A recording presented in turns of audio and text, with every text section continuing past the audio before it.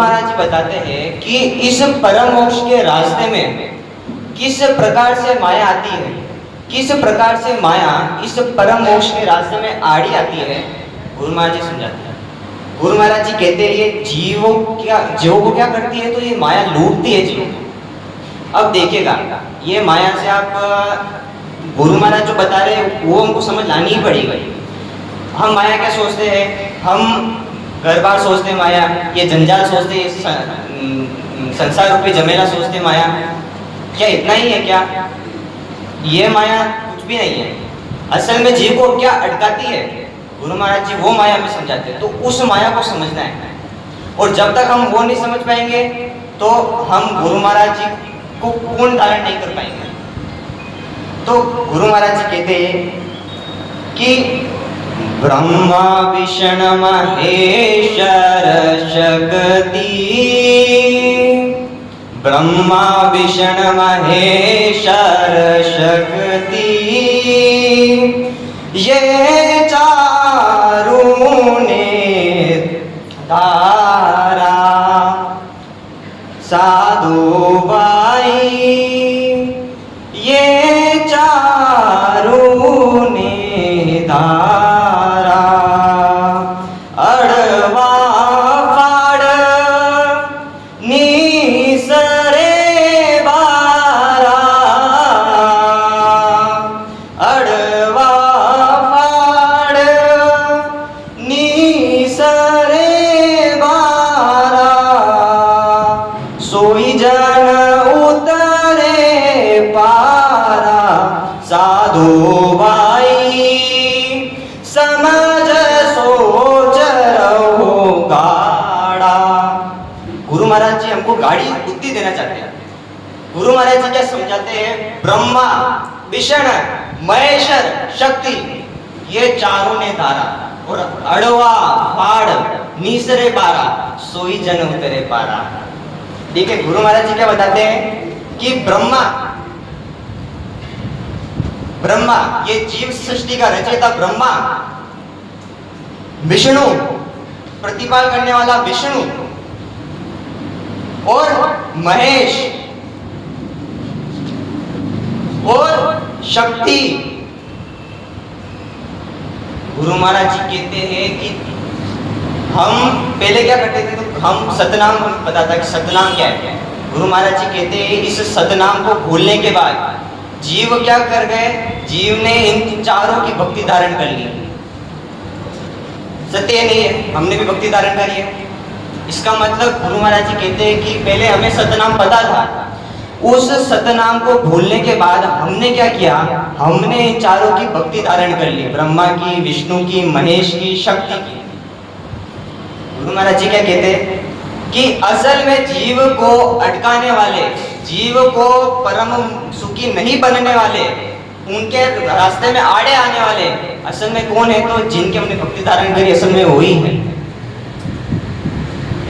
देखिए किस प्रकार से है, तो गुरु महाराज जी बड़ा अच्छा उदाहरण देते हैं। हम खेतों में क्या करते हैं, तो अड़वे लगाते हैं, अड़वे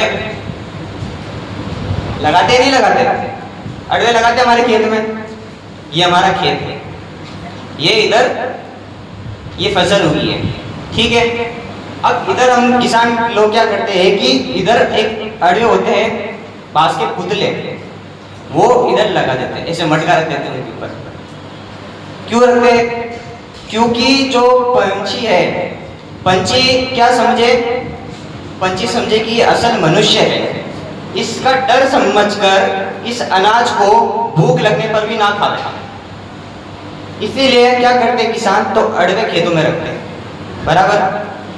अब अगर गुरु महाराज जी कहते हैं कि ये जो पंछी है, अगर इसे पता रहेगा कि यह, अगर इसको पता चल गया, इस पंछी को पता चल गया कि ये जो अड़वे है ये केवल बांस के पुतले हैं और कुछ नहीं है, इनका कोई उपयोग नहीं है, इनसे हमें डरने की आवश्यकता बिल्कुल नहीं है।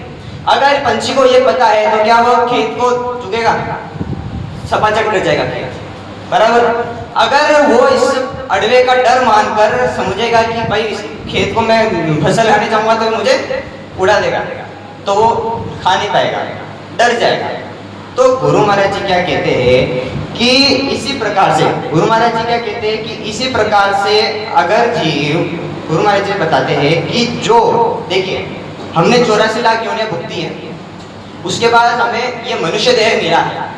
इस मनुष्य देह में हमें क्या करना है, तो हमें अमर फल चाहिए। गुरु महाराज जी कहते हैं कि जिस परम मोक्ष का फल की हमें भूख लगी थी, वह फल नहीं खा देने के लिए, समझ लीजिए कि हम ये पंछी है, 84 लाख योनियों के बाद हमें मनुष्य देह मिला है, हमें क्या करना है, तो गुरु महाराज कहते हैं कि हमें परम मोक्ष का फल चाहिए। अब इस परम मोक्ष के फल के रास्ते में जो अड़वे हैं, ब्रह्मा विष्णु महेश शक्ति, ये जो अड़वे, ये परम मोक्ष का हमें फल नहीं चुनने देते, मतलब नहीं खाने देते। गुरु महाराज जी कहते हैं कि जो, गुरु महाराज जी क्या कहते हैं कि जैसे जो पंछी इन पुतलों को मनुष्य के झूठे पुतले समझता है और इन पुतलों का डर नहीं रखता है, और सभी पंछी अनाज को खाकर तृप्त हो जाते हैं, अगर जो पंछी इन पुतलों का अड़ोगा डरने लगेगा वो तृप्त हो जाएगा। ऐसे ही गुरु महाराज जी कहते हैं कि इन चारों की भक्ति छोड़कर, ब्रह्मा विष्णु महादेव शक्ति, इनकी भक्ति छोड़ने पर अगर किसी जीव को लगता है डर कि ये हम पे कोपेंगे, ये हमें दुख देंगे, ये हमें तकलीफ देंगे, तो गुरु महाराज जी कहते हैं उसे परम मोक्ष नहीं मिल पाएगा। पर जिसने इसको समझ लिया कि ये केवल अड़वे हैं, इनका डर नहीं है, तो गुरु महाराज जी कहते हैं वो ही जन सत्स्वरूप की भक्ति करेगा और भव सागर से पार उतर जाएगा। अब देखिए, ये जो त्रिगुणी माया है,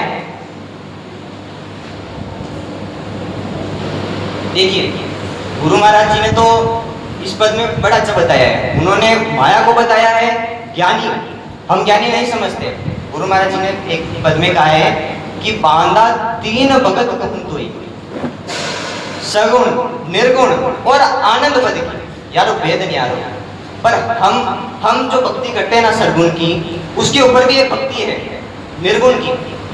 गुरु महाराज जी ने हमसे भी, अगर हम जो भक्ति कर रहे हैं उससे भी ऊपर की भक्ति है, और वो भी असत है, तो सत भक्ति कौन सी है, परम मोक्ष देने वाली भक्ति कौन सी है, तो गुरु महाराज ने वो बताया। देखिए गुरु महाराज जी क्या कहते हैं कि ये जो त्रिगुणी माया है, ये जो माया है इधर, माया है, यह क्या संसार पे जमेला, यही हम समझते हैं कि ये तो माया है, इसको तो एक दिन छोड़ना ही है, एक दिन मरना ही है, हमारी बुद्धि इतनी है। पर असल में जो माया अटका के रखती है जीव को, वो कौन सी है, तो वो समझना है। तो देखिए माया कितने प्रकार की है, तो इधर एक होती है इच्छा माया, केवल अभी तक लिख रहे हैं उसको आप समझिएगा। एक होती है इच्छा माया, दूसरी होती है एक मूल माया, एक होती है जीणी माया, एक होती है स्थूल माया। ठीक है, स्थूल माया, ठीक है। अब ये माया किस प्रकार से, क्योंकि असल में जीव को अटकाने वाली कौन है इधर, तो ये केवल माया है। इच्छा माया कौन सी है, तो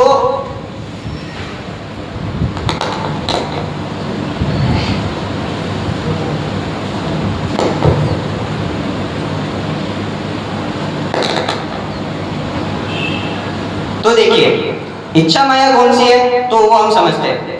इस विषय को आप सभी ध्यान से समझिएगा। अगर हमने ये विषय समझ लिया तो हमको जो है एक इम्पोर्टेंस समझ में आएगी कि हमको गुरु महाराज का ज्ञान क्यों जरूरी है। और हम जब भजन करेंगे तो हमको मालूम पड़ेगा कि जो देखिए हम भजन में बैठते हैं, साधारण बात, अगर हम भजन में बैठते हैं तो हमारा मन कैसे डगमगाता है, वो क्या है, तो वो माया ही है। वो क्या है, तो वो त्रिगुणी माया। हमको नींद आती, नींद क्यों आती है, नींद आनी चाहिए क्या, तो वो भी माया है। हमको गुरु महाराज से अगर ज्यादा लीव लगानी तो हमको ये विषय समझना ही पड़ेगा। देखिए एक होती है इच्छा माया। क्या था कि पहले परापरी से दो पद है,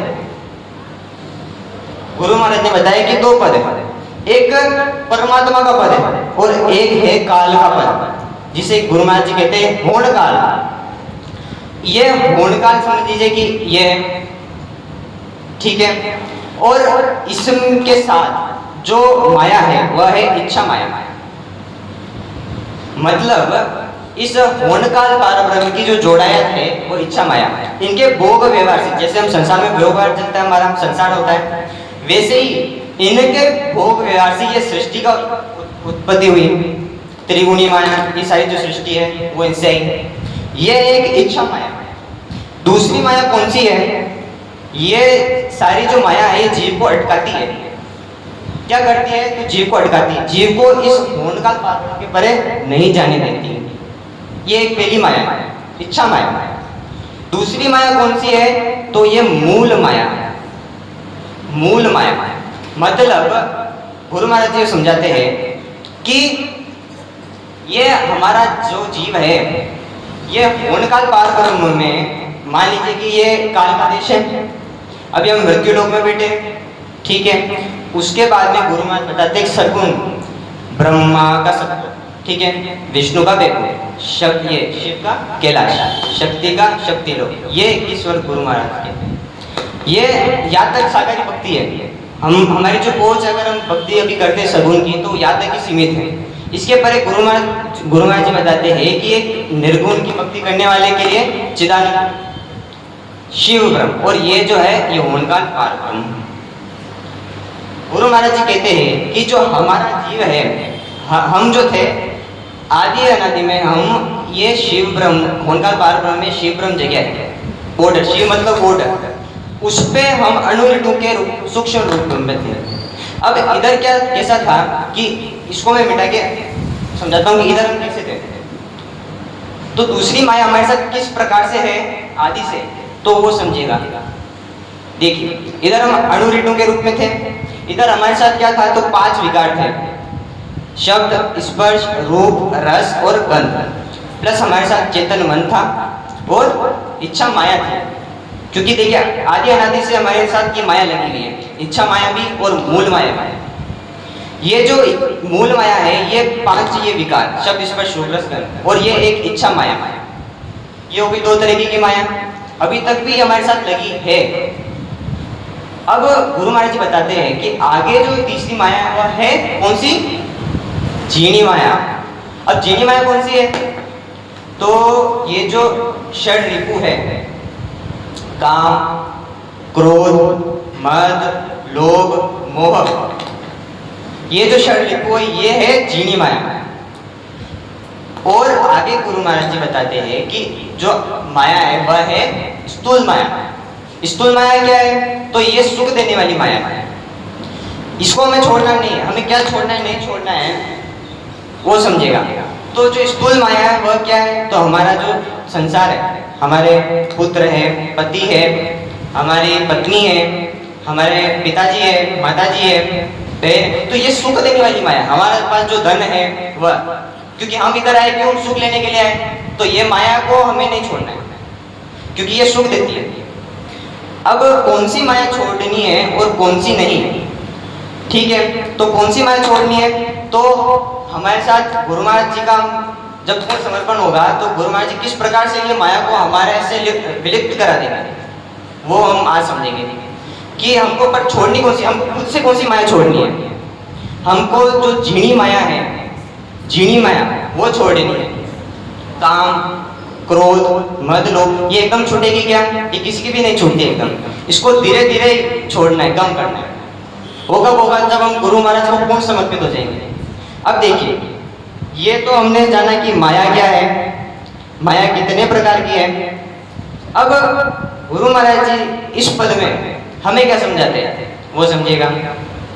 गुरु महाराज जी कहते हैं, माया है या तो निर्वक माया, माया है या तो निर्वक माया, तामे फेरन फारा रे, तामे फेरन फारा ले रो, माया है रे या तो निर्वक माया। गुरु महाराज जी क्या बताते हैं कि ये माया किस तरीके की है? तो ये निर्वक है, निर्वक। ये किसी के दाव पेच में नहीं आती है। करो अपने मन को अपने वश में। हो सकता है क्या? नहीं हो सकता है। भजन करते वक्त कैसा होता है हमारा मन, वो हम जानते हैं। तो इस मन को कोई वश कर सकता है क्या? हम जैसे साधारण जो जीव है वो इस मन को वश कर सकते हैं क्या? नहीं कर सकते। तो ये मन किसका प्रतीक है? ये माया का प्रतीक है, काल का प्रतीक है। ये हमें कहाँ ले जाएगा? हमें नरक में ही ले जाएगा, हमें 84 में ही ले जाएगा। तो गुरु महाराज जी इस माया को कैसे बताते हैं? ये निर्भक, ये शब्द हमने पहली बार सुना। गुरु महाराज जी बताते हैं कि ये निर्भक मतलब क्या है कि तत्व के रास्ते में दाव पेच डाल के इस जीवों को अंधाधुंध लूटने वाली ऐसी जो जबर माया है, गुरु महाराज जी कहते हैं निर्भक का मतलब ये है अंधाधुंध लूटने वाली, अंधाधुंध लूटने वाली ऐसी जबर माया है। गुरु महाराज जी कहते हैं कि ये जो तत्व है, देखिएगा निर्भक का मतलब हमें समझ आया। निर्भक का मतलब क्या है? तो ये जबर प्रबल ऐसी जो माया है उसको गुरु महाराज जी कहते हैं निर्भक। अब ये जो तत्व है, तत्व मतलब क्या, ये समझेगा।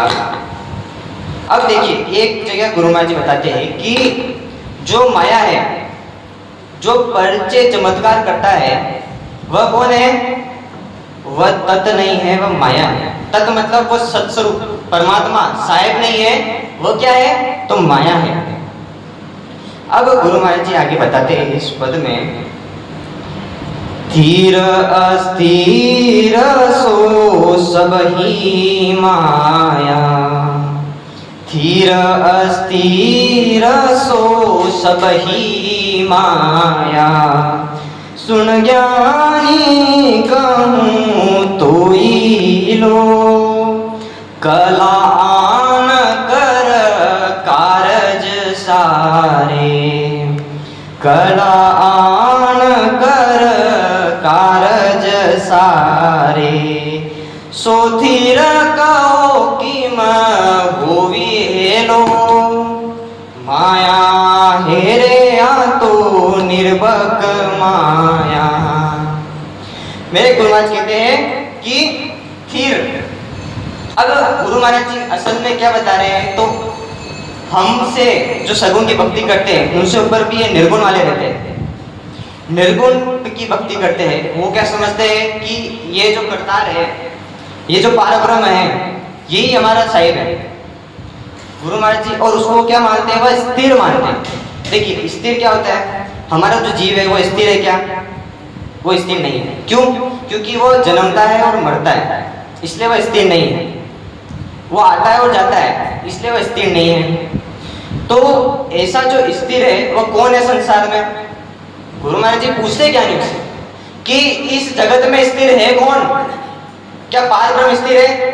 तो गुरु महाराज जी उनको समझाते हैं, स्थिर अस्थिर सो सब ही माया, स्थिर स्थिर अस्थिर सो सब ही माया। देखिए गुरु महाराज जी क्या बताते हैं कि स्थिर और स्थिर मतलब स्थिर, अस्थिर वो सभी ही क्या है? माया है। सुन ज्ञानी कहूँ तो ही लो। गुरु महाराज जी बताते हैं इसमें कि हमारा जो जीव है, देखिए ये हमारा जीव है, हम इधर मृत्यु लोक में बैठे हैं, ये तत्व है, ये तत्व मतलब सत्स्वरूप। हमारा जो जीव है वो कहाँ पे अटका हुआ है? इस होन काल में अटका हुआ है। इस होन काल पार ब्रह्म में वह जीव अटका है, पर वो पाना क्या चाहता है? वह इस तत्व को पाना चाहता है। अब इसके बीच में कैसे ये जो माया आ जाती है, गुरु महाराज जी समझाते हैं। गुरु महाराज जी समझाते हैं कि स्थिर अस्थिर सो सब ही माया। अगर ज्ञानियों तुम समझते हो कि ये जो पार ब्रह्म है यह स्थिर है, यह स्थिर है, मतलब यह जो है ये परमात्मा है। अगर ये पार ब्रह्म परमात्मा है, गुरु महाराज जी कहते हैं, ज्ञानियों से पूछते हैं ये पार ब्रह्म परमात्मा है, तुम कहते हो ये स्थिर है, तो गुरु महाराज जी क्या पूछते हैं? उन ज्ञानियों को आप सुनिएगा।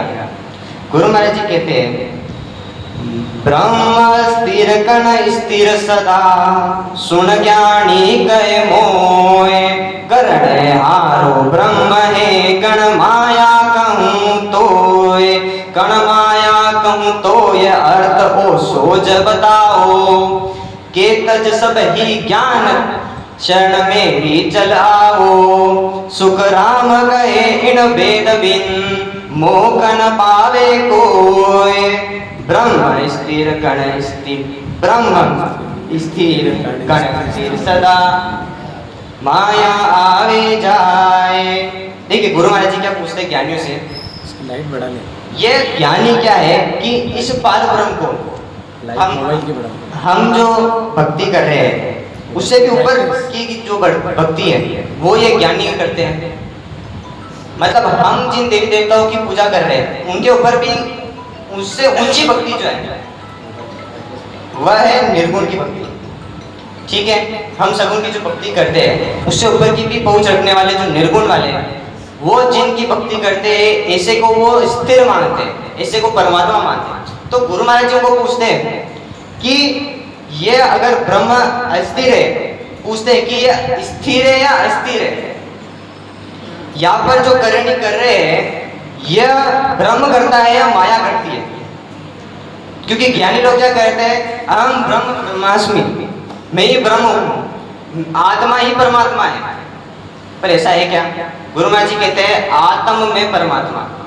तो क्योंकि ये क्या करते हैं, यह ईश्वर का ध्यान करके जहाँ आदिगर है, अब जीव का आदिगर क्या है? तो बताया कि जो होनकाल पार ब्रह्म है शिव ब्रह्म है। अब इस जीव का जहाँ आदिगर है, हम कैसे है तो हम पिताजी की प्रभुति से है, ये जीव का जो है आदि स्थान है। ज्ञानी क्या करते हैं कि जो पूर्व का मार्ग है, ये पूर्व के मार्ग से मूल द्वार से प्रभुति में चढ़ते हैं, प्रभुति में चढ़ते हैं। और यहाँ पे क्योंकि गुरु महाराज ने बताया है कि जो निर्गुण भक्ति करने वाले हैं ये क्या करते हैं, ये भी दो प्रकार के होते हैं। ये उस लेवल तक मतलब पार तक पहुंच जाते हैं, उसमें स्थिर नहीं है, मतलब उसमें जो होते हैं स्थिर नहीं है, वो अस्थिर है, वापस लौट के आते हैं, अपने साथ पर्चे चमत्कार लेके आते हैं।